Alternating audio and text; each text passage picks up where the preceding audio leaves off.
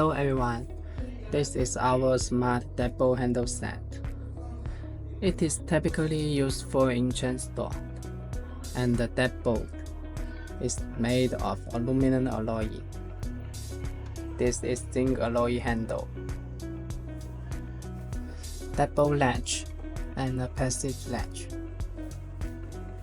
We can use fingerprint unlocking.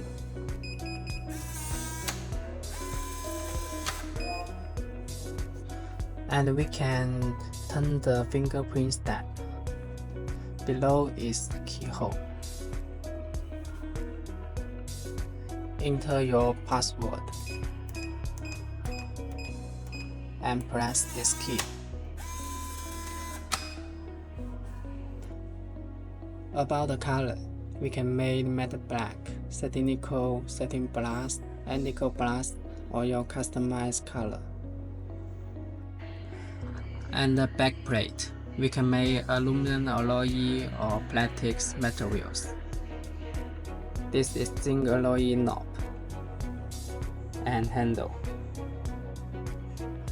The deadbolt lock powered off for alkaline batteries.